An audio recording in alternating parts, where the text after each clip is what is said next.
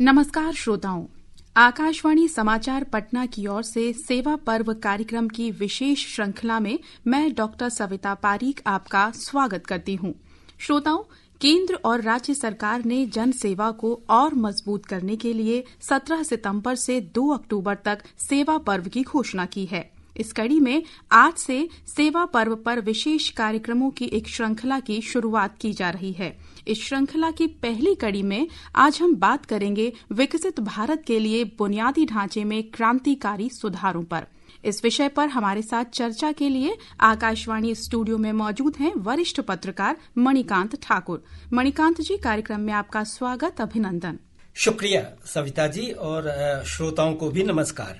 श्रोताओं, सार्वजनिक अवसंरचना को आर्थिक विकास की रीढ़ माना गया है, जो कनेक्टिविटी, ट्रेड और समग्र जीवन की गुणवत्ता को बढ़ाती है। दुनिया की 5 सबसे बड़ी अर्थव्यवस्थाओं में शामिल भारत में पिछले दशक में अवसंरचना और विकास में उल्लेखनीय प्रगति हुई है। बुनियादी ढांचे में निवेश में भी काफी प्रगति हुई है। मणिकांत जी, आपसे यहाँ हम जानना चाहेंगे, पिछले 10 सालों में देश में राजमार्गों, एक्सप्रेसवे, आधुनिक रेलगाड़ी और रेल मार्गों का व्यापक विकास हुआ है। इस बेहतर कनेक्टिविटी को आप किस तरह से देखते हैं? देखिए, जैसा कि हमारे श्रोता जानते होंगे कि प्रधानमंत्री ने ये जो गति शक्ति मास्टर प्लान से संबंधित विभागों को एक साथ जोड़कर और उनके बीच समन्वय स्थापित करके जो बुनियादी ढांचे में सुधार का जो एक कार्यक्रम सामने रखा, तो वो देख लीजिए कि उसकी वजह से इसमें तेजी भी आई है और मजबूती भी आई है।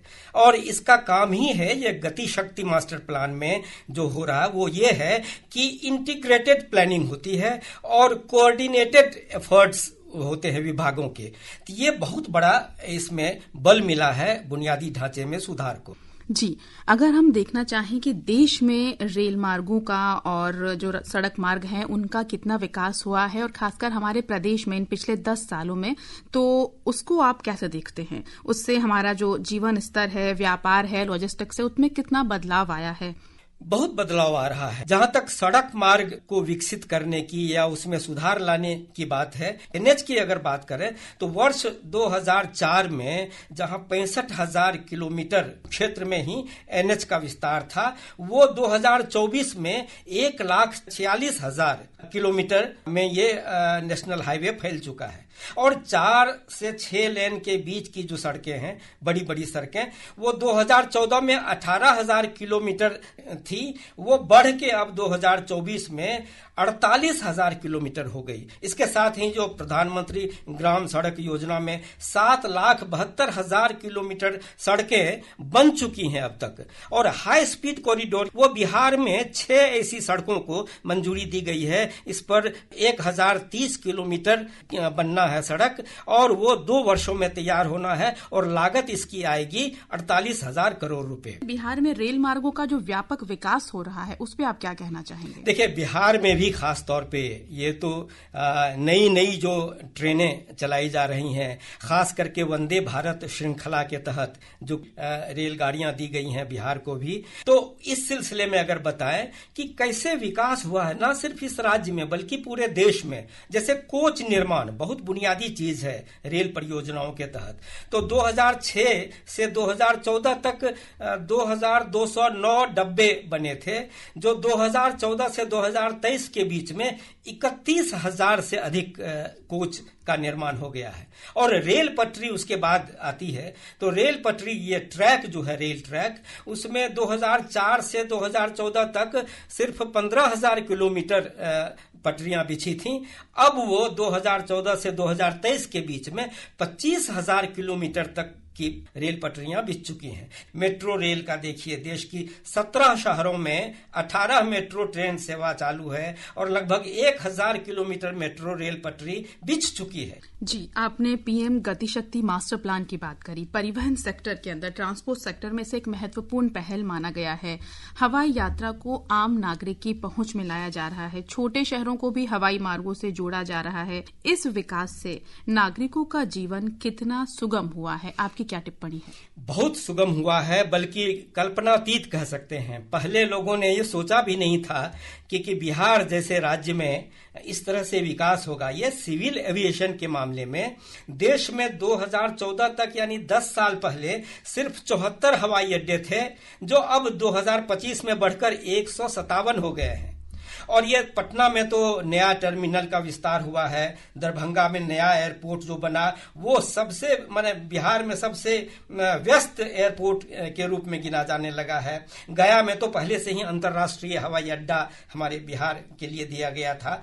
और आज 15 सितंबर को प्रधानमंत्री पूर्णिया में हवाई अड्डे का उद्घाटन करने जा रहे हैं। तो आप देख सकते हैं कि क्षेत्रीय आधार पर लोगों की सुविधाओं के लिए ऐसे लोग जो अफोर्ड नहीं कर पाते थे बड़े बड़े शहरों में जाके हवाई यात्रा करने, वैसे लोगों को खास तौर पर ये छोटे छोटे शहरों में और क्षेत्रीय स्तर पर जो विस्तार हो रहा है, इससे उनको खास तौर पर फायदा मिल रहा है।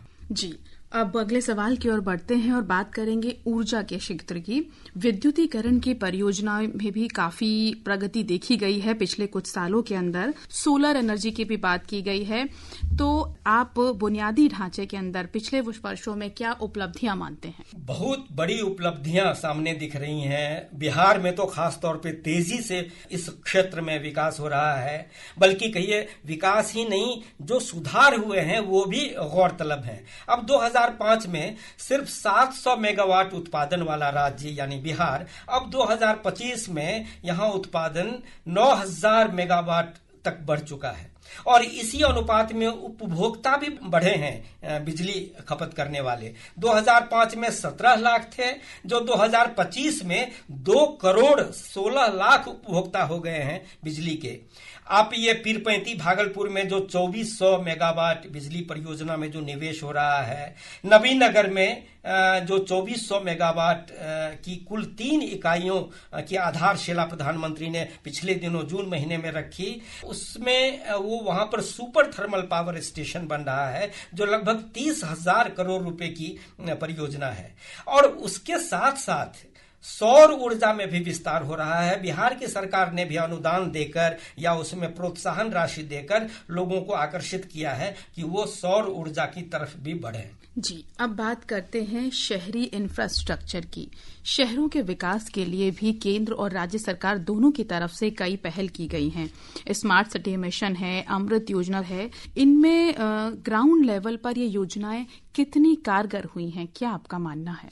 देखिए, शहरों का जो कायाकल्प हो रहा है जिस तरह से, और मेट्रो सिटीज की बात मैं नहीं कर रहा हूं, देश के तमाम शहरों में जो योजनाएं चल रही हैं, जिस तरह से उसमें जो जल जमाव की समस्या रहती थी छोटे छोटे शहरों में, वो उसको दूर करने के लिए जो योजनाएं बन रही हैं, ये गंगा के शुद्धिकरण को लेके और शहर से जोड़ के जो योजनाएं बन रही हैं, आप बनारस से लेकर पटना तक देखिए कि उस दिशा में भी कई काम हो रहा है। तो आप कह सकते हैं कि इस बाबत भी पिछले 10 वर्षों में खास तौर पे बहुत तरक्की हुई है। जी, अब कार्यक्रम के आखिरी सवाल की ओर हम बढ़ रहे हैं। मणिकांत जी, बात करेंगे डिजिटल रेवोल्यूशन की, कि इस दौर में विकसित भारत के निर्माण में डिजिटल इंफ्रास्ट्रक्चर की जो भूमिका है उसको आप किस तरह से देखते हैं? हम 5G तक पहुंच चुके हैं, आने वाले सालों में और बड़ी बड़ी तकनीकें आने वाली हैं, क्या कहना चाहेंगे? बहुत बड़ी भूमिका है सविता जी।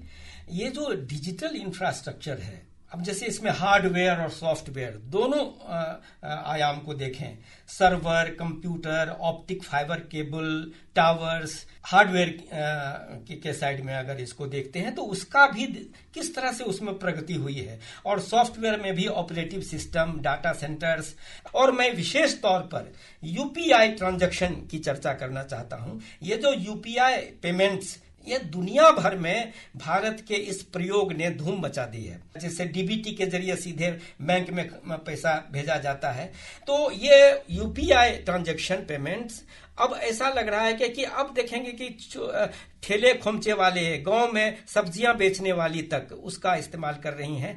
लेन देन कितना आसान हुआ है, लोगों को कितनी सुविधा इससे मिल रही है। और ये जो डिजिटलाइजेशन का उपयोग किया जा रहा है कई क्षेत्रों में, तो इसमें 2-3 दिन पहले प्रधानमंत्री ने ज्ञान भवन में जो एक उसमें जो उन्होंने दिखाया ये कि पांडुलिपियों का संरक्षण बड़े पैमाने पर किया जा रहा है। ये जो हमारा ज्ञान का जो भंडार है इस देश का, उसको डिजिटलाइज करके और उसको समेट के, और जो खराब या कभी नष्ट नहीं हो, इस तरह से उसका संरक्षण अगर हो रहा है तो आप समझ सकते हैं कि डिजिटल युग में प्रवेश करना कितनी बड़ी क्रांति की बात है। जी, बहुत बहुत शुक्रिया मणिकांत जी इस चर्चा में हमारे साथ शामिल होने के लिए और उपयोगी जानकारी हमारे श्रोताओं तक पहुंचाने के लिए। शुक्रिया सविता जी आप।